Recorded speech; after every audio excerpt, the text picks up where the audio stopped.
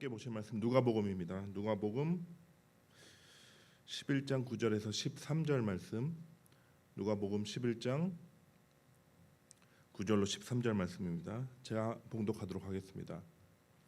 내가 또 너희에게 이르노니 구하라 그러면 너희에게 주실 것이요 찾으라 그러면 찾아낼 것이요 문을 두드리라 그러면 너희에게 열릴 것이니 구하는 이마다 받을 것이요 찾는 이는 찾아낼 것이요 두드리는 이에게는 열릴 것이니라.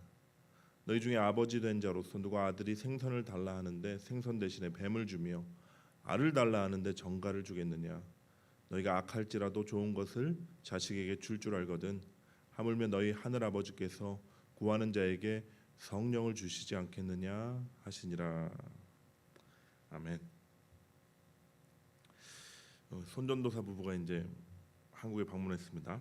그래서 이렇게 제가 주일 말고 또 토요일에도 말씀으로 여러분을 만날 수 있게 돼서 너무 기쁩니다. 진심이에요. 제가 앞으로 5주 동안 말씀을 나눌 텐데 기도에 대한 말씀을 제가 하려고 그래요. 특별히 주님이 가르쳐 주신 기도, 마태복음 6장에 나오죠. 주님이 가르쳐 주신 기도, 우리가 주기도문이라고 부르는 그 기도에 대해서 우리가 살펴보면서 바라기는 막힌 우리의 기도의 문이 열리는 시간이 됐으면 참 좋겠습니다. 아니 열리는 정도가 아니라 정말이지 기도를 통해서 약속된 하나님의 그 풍성한 은총을 경험하는 그런 시간들이 됐으면 좋겠습니다. 오늘 주기도문 강의 첫 번째 날 서론 부분에 해당합니다. 제가 세 가지 질문을 드릴 테니까 한번 생각해 보십시오. 첫 번째 질문입니다. 여러분은 기도가 무엇이라고 생각하시나요? 다 기도를 나름대로 해오셨잖아요. 그러면 여러분의 생각에, 여러분의 경험에 비추어서 기도의 정의를 내려보신다면 어떻게 말씀하실 수 있겠습니까? 예, 막 생각하시는 표정들이신데 좀 저차원적인 무속신앙 속에서 발견되는 기도는요 이래요. 비나이다 비나이다 이런 식의 기도, 다시 말해서 자신의 소원 성취와 문제 해결을 염원하는 것입니다. 자신보다 좀 초월적인, 자신보다 힘이 센 어떤 존재가 와서 문제도 해결해주고 지금 바라는 소원도 이루어주기를 간절히 구하는 것이죠. 좀 고차원적인 종교에서는요, 이 기도를 어떻게 생각하죠? 내면을 수련하고 내가 어떤 깨달음으로 향하는 수단으로 기도를 여깁니다. 저는 곰곰이 생각해봐도 이 둘 다 아닌 것 같아요. 그래서 제가 말씀을 보면서 내린, 그리고 기도 생활하면서 내린 기도의 정의는 다음과 같습니다. 한번 들어보십시오. 기도는 사랑하는 대상과의 관계 누림이다. 확 안 다가오시죠? 그럼 다시 말씀드릴게요. 기도는 사랑하는 대상과 친밀한 관계를 누리는 대화이고 또 바라봄이며 또 기다림이다. 더 어려우신 표정들이신데 이렇게 한번 생각해 보세요. 처녀 총각이 만났죠. 둘이 엄청 사랑합니다. 사랑에 빠졌어요. 여러분, 둘이 바라보기만 해도 좋을까요, 안 좋을까요? 네, 좋겠죠. 밤이 새도록 전화통 붙들고 통화를 한다면 좋을까요, 안 좋을까요? 안 좋겠죠. 아유, 잠을 좋아합니다.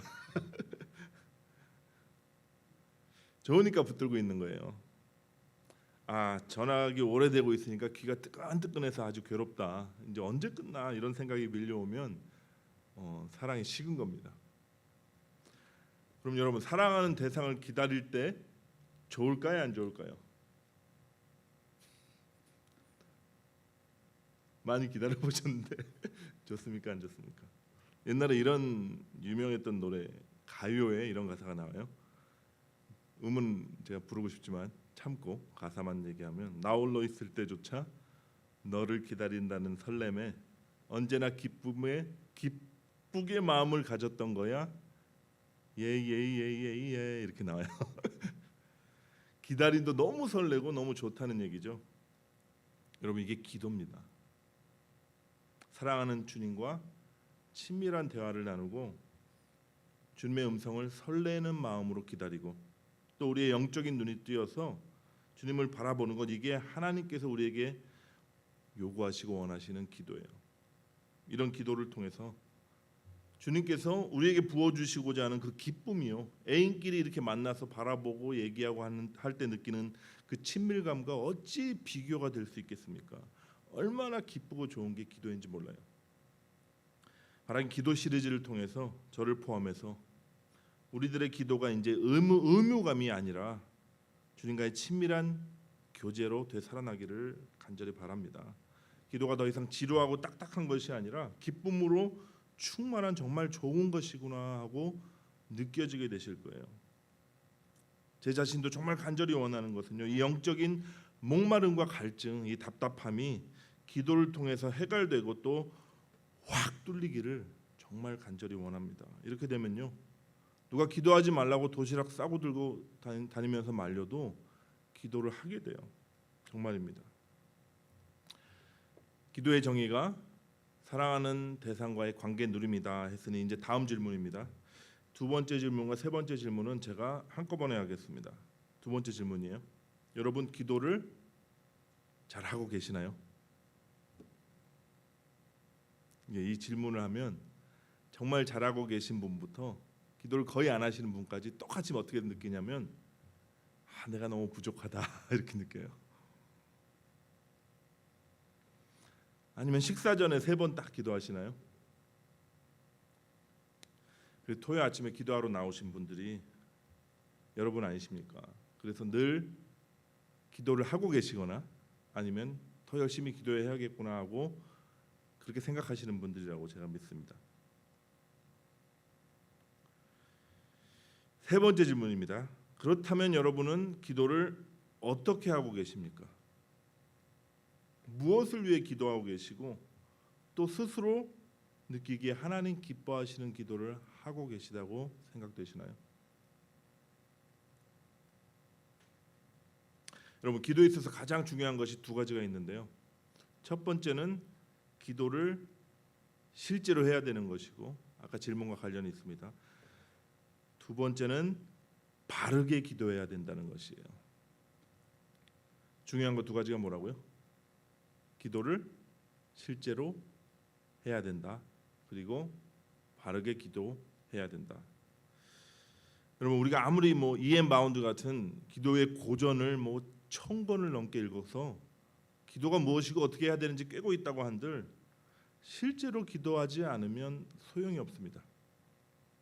우리가 과거의 기도를 통해서 엄청난 하나님의 영광도 누리고 체험도 하고 심지어 바울처럼 3층천을 올라갔다 입신을 했다 하는 경험이 있을지라도 그거는 과거의 영광이에요. 지금 내가 기도하지 않으면 다 나에게 아무 유익이 없습니다. 그렇다면 왜 기도를 꼭 해야 될까요? 기도하면 살게 되고 기도 안 하면 죽기 때문이에요. 기도는 내 안에 계신 생명과 연결되는 끈입니다. 이 기도의 끈이 끊어진다는 얘기는요, 내 안에 계신 그리스도와의 그 친밀한 교제가 완전히 단절된다는 의미예요. 다시 말해서 기도 안 하는 생활이 우리에게 습관이 돼버리면요, 우리가 살아있으나 마치 영적으로 죽은 자처럼 됩니다. 내 안에 생명 되신 그리스도가 계신데 그리스도 없이 사는 자처럼 그렇게 살게 돼요. 여러분 기도는 호흡이다 이런 얘기 들어보셨죠? 쉽게 얘기해서 멈추면 죽는다는 그런 의미예요. 여기서 죽는다는 게 우리가 구원을 잃어버리고 타락한다 이런 걸 얘기하는 게 아니라요, 우리가 산자이나 마치 죽은 자처럼 살게 된다 이런 말입니다. 다시 말해 복음 안에서 누리는 그 기쁨도 없고요, 예수님께서 약속하신 세상이 알지 못하는 그 평안도 누리지 못하고 늘 근심하게 되고 걱정하게 돼요. 왠지 마음이 불안하고요, 교회 생활은 또 열정적으로 해보려고 하는데 번아웃 되기 십상이고 또 진리 안에서 누려지는 그 자유가 없어요. 결국에는 사명을 감당하기는커녕 잠자는 자처럼 되어 사명이 무엇인지조차 생각도 못하는 그런 지경까지 이르릅니다. 여러분 데살로니가전서에 유명한 말씀 나오죠. 하나님의 뜻이 무엇이라고요? 항상 기뻐하라, 쉬지 말고 기도하라, 범사에 감사하라. 여러분 항상 기쁨이 샘솟고요. 모든 일에 감사가 넘치는 것이 여러분이 바라는 삶이고 우리가 바라는 삶 아니겠습니까? 하나님 나라는 성령 안에서 의와 기쁨과 평안이라고 했는데 어떻게 지금 여기서 우리가 하나님 나라를 살 수 있을까요? 그 비결이 뭐냐면 기쁨과 감사 중간에 나온 이거예요. 기도입니다. 우리가 늘 내 안에 계신 주님과 기도를 통해서 연결이 돼 있으면요, 친밀한 사랑의 교제를 나누면 기쁨과 평강이 넘치게 된다는 거예요. 감사할 조건이 없는데 늘 주님만으로 인해서 감사하고요. 남 보기에는 기뻐할 이유가 없는데 얼굴에 기쁨이 넘치게 돼서 물어보는 겁니다. 사람들이. 언제요? 쉬지 말고 쉬지 않고 기도할 때.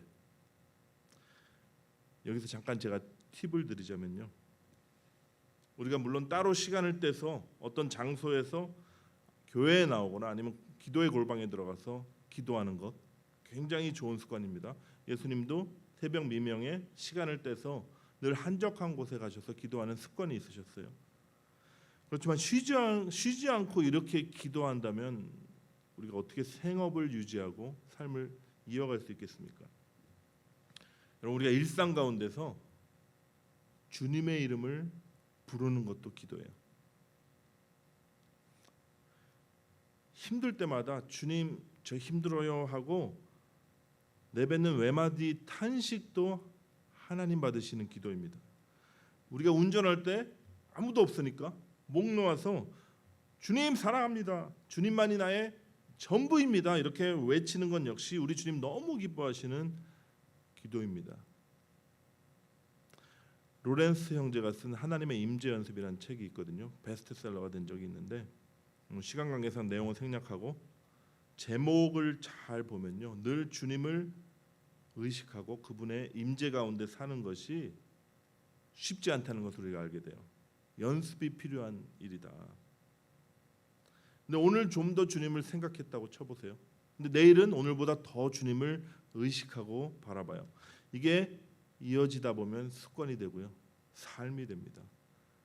쉬지 않고 기도하게 되는 것이죠. 이게 영적인 본능 같은 거예요. 우리가 호흡할 때 내가 이제 3초는 들이쉬고 잠깐 쉬었다가 3초는 내뱉어야겠구나 이렇게 의식하는 사람이 있나요? 근데 우리가 의식하지 않지만 생명을 유지시키기 위해서 가장 필요한 것이 호흡입니다. 이처럼 우리가 일부러 의식하지 않아도 늘 주님의 임재를 느끼면서 그 주님을 누리는 것이 기도예요. 그리스도의 생명을 마시는 것이 기도입니다. 이런 기도의 삶이 열리게 되기를 이 시간 축복합니다. 이제 마지막 세 번째 질문에 대해서 잠시 나누고 설교 마칠 텐데 복습하겠습니다. 기도에 대해서 가장 중요한 첫 번째 뭐라고요? 우리가 기도를 실제로 해야 된다. 기도하면 살고 기도 안 하면 죽는다. 두 번째는요, 기도를 제대로 해야 된다. 하나님의 뜻에 합하게 바르게 해야 한다. 솔직히 우리의 기도를 보면요, 우리가 하나님 앞에 나가서 우리의 필요죠, 어떤 문제들, 어떤 소원들 마구마구 쏟아놓고 딱 일어나는 경우가 얼마나 많은지 몰라요. 우리가 구하는 것이 때로는 우리에게 해가 되기 때문에 하나님 아버지 편에서는 들어주실 수 없는 기도도 많이 합니다. 그럼에도 불구하고 하나님 인격이시거든요. 우리가 막 때를 쓰면 때로는 허용하세요. 들어주세요. 그리고 돌고 돌고 고생하고 정말 몸으로 체험해봐야 깨닫고 하나님께 돌아오도록 하나님 또 기다리십니다. 여러분 한국교회가 세계가 부러워하는 그런 기도하는 교회였거든요. 저희 어머니가 제 뱃속에 임신했을 때 날마다 새벽에 나가서 기도의 제단을 쌓던, 그게 그냥 당연하게 여겨지던 만큼 기도의 불이 대단했습니다. 근데 기도의 내용이 대부분 무엇이었나요? 우리 자식들 잘 되게 해달라고, 건강하게 해달라고, 돈도 많이 벌어서 이 가난도 좀 퇴치하고 좀 잘 살게 해달라고 그렇게 열심히 부르짖었어요. 기도 응답 받았죠. 자녀들은 세계에서 둘째라면 서러울 정도로 똑똑한 사람들이 됐습니다. 나라는 경제가 발전해서 세계 경제 대국으로 성장하게 됐고요. 근데 여러분 한편으로 어떻게 된지 아세요? 우리 자녀들이 교회를 떠났어요.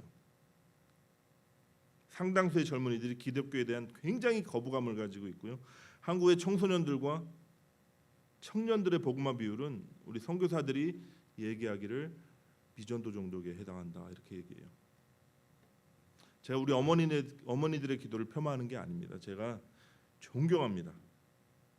그렇지만 기도를 많이 하고 정성껏 드리는 것보다 더 중요한 것이 바르게 기도를 해야 한다라는 것을 말씀드리고 싶은 것이에요. 우리의 기도의 내용을 수정해야 됩니다. 성경에 뿌린 대로 거둔다라는 말씀이 있죠. 우리는 열심히 하면 그 열심히 한 열심의 열매를 맺는다 이렇게 이해를 하고 있지만 실상은 이런 내용이에요. 사람이 무엇으로 심든지 그대로 거두리라.